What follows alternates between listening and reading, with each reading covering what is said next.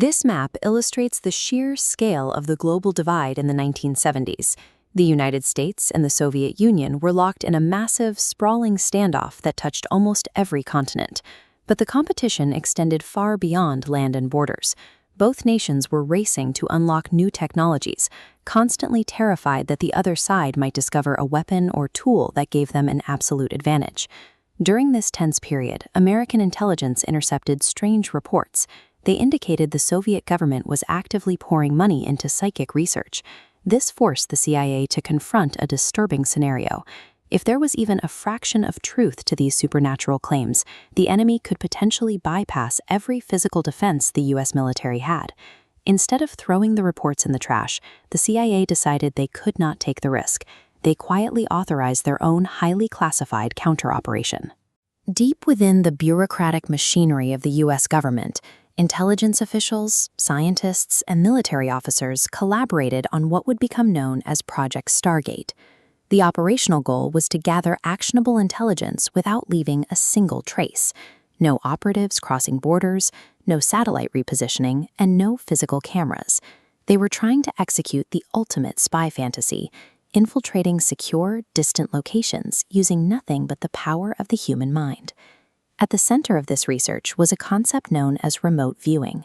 Participants claimed they could close their eyes and accurately describe a distant location they had never physically visited. To test this, scientists created an incredibly austere environment. Test subjects sat inside completely dark, secure rooms, isolated from any outside sights or sounds. The strict experimental controls meant the viewers were given zero context. They received no maps, no photographs, and no clues, just a single target code number.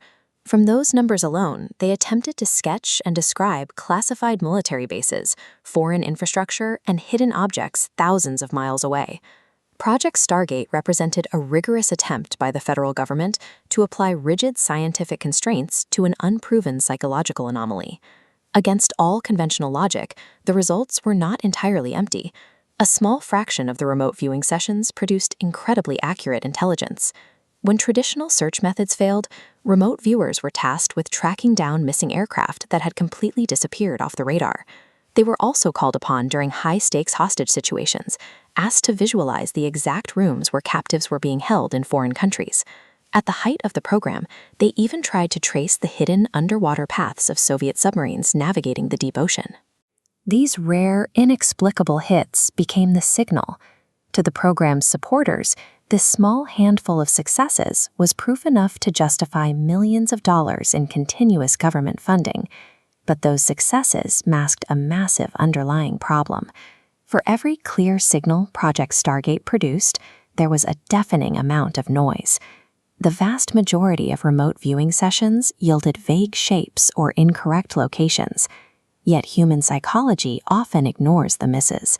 Officials desperately looking for an edge suffered from confirmation bias, hyper-focusing on a few accurate details while dismissing thousands of failures. This created a fierce division within the government. Critics argued the hits were nothing more than statistical coincidence and educated guesswork, while advocates pointed to the accurate sketches and demanded the project expand. The reality is that Stargate survived for decades not because it was a reliable espionage tool, but because the fear of what the enemy might achieve kept the hope alive. Eventually, the continuous debate caught up with the program. The government ordered an independent, objective review to evaluate whether remote viewing actually worked. The final conclusion was cautious but clear.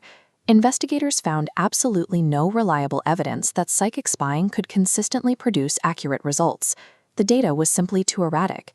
A commander could not risk deploying troops or launching a strike based on intelligence that was wrong 90% of the time. Subjecting the supernatural claims to a rigorous statistical audit ultimately broke the spell. The government cut the funding, and Project Stargate was permanently closed. Years after it was shuttered, the CIA declassified large portions of the Stargate files, allowing anyone to read the actual transcripts and view the strange hand-drawn sketches.